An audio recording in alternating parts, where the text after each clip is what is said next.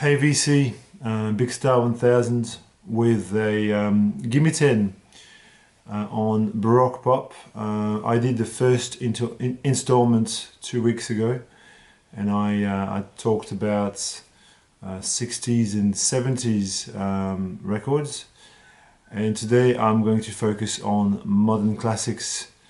So it's rather chamber pop than Baroque pop, because those kinds of records with a full symphony orchestra not a common thing these days. These records that I'm going to show you are more incorporating elements of Baroque pop, such as, for example, having a small string ensemble, or some trumpet, or some cello, or something that, you know, brings the orchestral element in the pop music, but is not the dominant background. So yes, I do have 10 modern classics, and I hope you enjoy this video. And I finished off last video talking about Scott Walker and how can you make a Baroque pop video without talking about Scott Walker. And I'm going to talk about the direct heirs to Scott Walker in today's setting. And the first band that comes to mind is the Divine Comedy. Divine Comedy is a band fronted by Neil Hannon, and you know, he's the natural heir to Scott Walker in my opinion. And this is a great record called A Short Album About Love. It came out in 1997. Divine Comedy made most of their classics between the late 90s and the early 2000s, and this is a very highly recommended record. It's very short, as the title indicates, but nonetheless very lush and beautiful music, instantly memorable, you would say. This is there's a big cast of musicians, and you can see. I don't know if the camera will pick this up, but in any case, you know, very highly recommended band and album. And another band that comes to mind straight away when talking about you know, the Scott Walker school of Baroque pop is the Tindersticks. And the Tindersticks are a wonderful, yeah, indie pop band, but a really, you know, idiosyncratic group. This is their very first album. It happens to be my favorite Tindersticks record.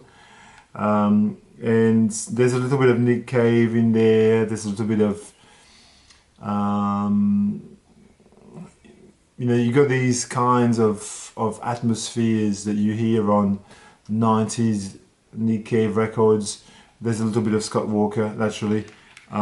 His voice is unique. Stuart Staples is his name.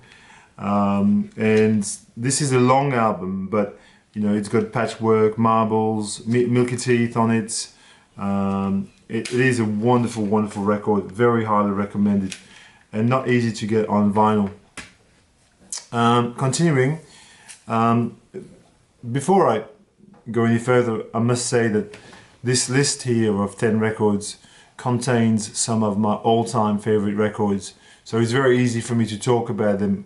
At the same time, maybe not so easy, because when you love something, it's difficult to describe why you love it. But I couldn't make this video without presenting this, which is one of my top 10 favorite records, and has been for the past 20 years. It's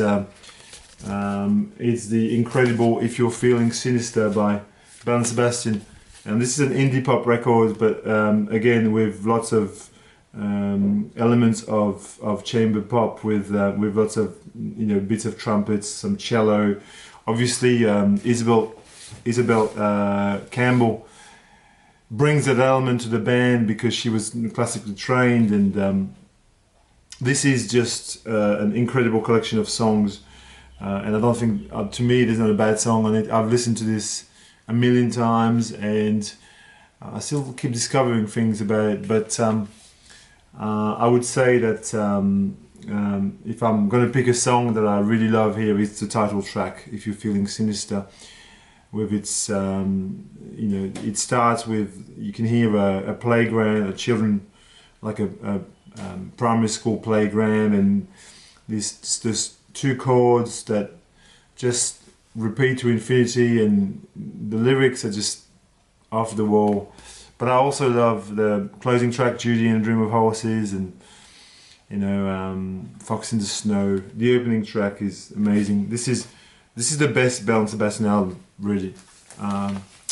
So continuing, here is an album, also a favorite, an all-time favorite of mine, which I bought on release in 2000, and I became obsessed with it. It is Badly Drawn Boy, the Hour of the Bewilderbeast, which, yes, as I said, I bought in 2000. This is the LP reissue. I bought this on CD when it came out. I was living in England, and I was a very devoted reader of Mojo, and in Mojo they made this big song and dance about, Badly Drawn Boy in this record, so I had to get it. And I must say, 20 years later, I'm still not disappointed by it. I think it's a classic. Every song is brilliant. I mean, this is the thing with sentimental records, the records that you've played so many times, you know them back to front. If you're new to this record, if you're watching this video and you want to pick up this record, it might not give you the same impression that it has given me, because I have lived with this record, if you like. But The Shining has got beautiful cello on it. It starts very, very chamber pop. Favorite song on this, it would be either Stone and Water, definitely Once Around the Block, an absolute classic of the past 20 years. And then Magic in the Air, Say It Again is brilliant. Badly Drawn Boy is called, in real life, it's called Damon Gough, and he's from Manchester. He's very good friends with Andy Votel from Finders Keepers. Another favourite of mine from the past 20 years, past 10 years, whatever, is the Arcade Fire's Funeral, and it's definitely got strong elements of chamber pop. Arcade Fire is a band from Montreal, Canada, and fronted by Regine Chassagne, who is from Haiti, I think, and Win Butler. And this is their debut record. I think they did a kind of an EP before that, but this is a 10 out of 10, this record. Every song is just, it's a visceral recording. It's just totally brilliant. Neighborhood, the opener, Laika would be my favorite song, probably Laika, Neighborhood number 2. But Haiti is great. Wake Up. I mean, wow, what a record! An amazing record from 2005, I think, or thereabouts, maybe 2004. I bought this on release as well, and I still love it to this day. I've got a couple more CDs, so I'll just go to a CD. Again, another all-time favorite, which merges elements of psych pop, chamber pop, baroque pop, is the amazing Come and Feel the Illinois by Sufjan Stevens. That's his best album by far. I mean, look no further. This record is a masterpiece from start to finish, and I'm not going to say this lightly. It is. To write a record with 22 songs, with enormous song titles, but to back it up with orchestral brilliance and songwriting brilliance. I mean, listen to John Wayne Gacy Jr. or Jacksonville, Chicago, Casimir Pulaski Day. I mean, it's like a greatest hits, this album. And you know the story with this. If you don't know, he was planning to do an album per American state. So the first he did was Michigan, which is also great, and the second one he did was Illinois, and he stopped there. I was hoping that he would continue. Imagine an album about Alaska. I mean, that would have been cool. This, again, is an album that I bought straight away. And I actually saw this tour, the Sufjan Stevens Illinois tour, and it was quite extraordinary. They were wearing wings and stuff, like the whole band. I think Saint Vincent was in the band too, from memory. Okay, another all-time favorite. Maybe my second favorite record in this file after Belle and Sebastian's If You're Feeling Sinister is the Deserted Songs by Mercury Rev. Now this is again an all-time favorite, probably again another top 10 record. And I'm not, I'm being serious when I say another top 10 records. This is just definitely in it. Bought this in 1998. Again, it's just from reading. I'm not doing anything extraordinary. In the late 90s, I read Les Inrecuptibles, which is the French music Bible, if you like. It comes out every week. And I discovered some amazing, I discovered Belle and Sebastian through Les Inrock. I discovered Elliott Smith XO on reading that, and the other album was this one. And I'm so grateful for having this in my life. It is a masterpiece, really completely extraordinary. I have 3 or 4 copies of this actually. This is the Light in the Attic reissue, which sounds fabulous. And I've got 2 or 3 different CD versions of it, including the one that I bought back then. This is just, it's a 10. It's an 11 out of 10. And listen to The Funny Bird if you want a really great track. It's very psychedelic, but you can hear the chamber pop thing in Holes and Endlessly and Opus 40. It's incredible. The last CD I'm going to show you is by Anthony and the Johnsons, and we're talking about I Am a Bird. Now, another astounding record from the 2000s, I think from 2005 or thereabouts. I remember buying this then. He's incredible, Anthony. He's changed his name now. He's called Anthony, is that right? Or something like that.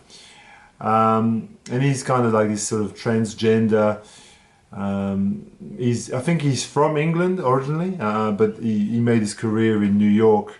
And his voice is so idiosyncratic, it's like I was talking about the Tinder sticks. When you hear Anthony the first time, you can't forget it. It's such he's got such a rich, lush tone in his voice. It's impossible to forget.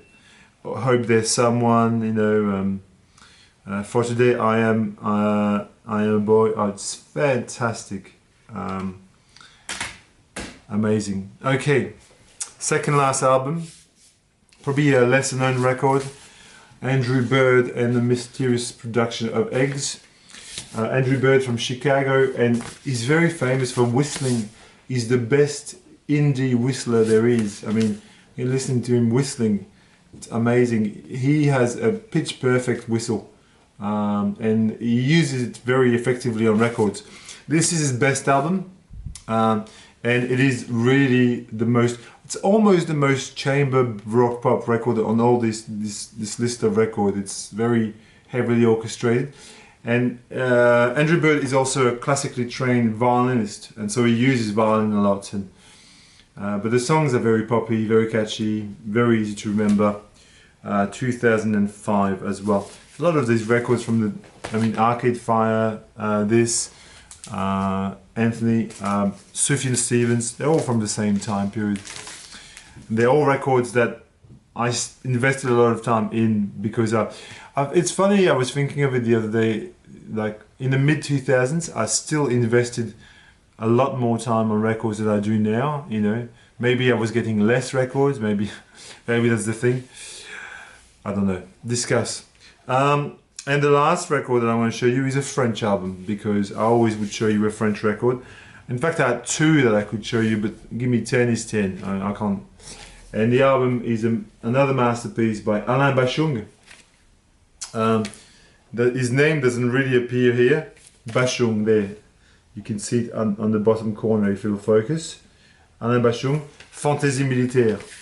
This is the magnum opus of Alain Bachung, a really amazing record with, you know, echoes of Nick Cave and Tom Waits, a little bit of Gainsbourg here and there, but beautiful, you know, instantly memorable songs, atmospheric, a little bit of PG Harvey as well in there, but also a little bit symphonic in its own right.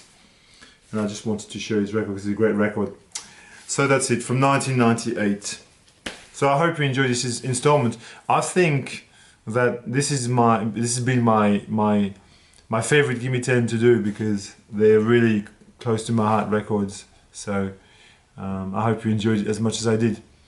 Leave me some comments as per usual. I love you all. Until next time.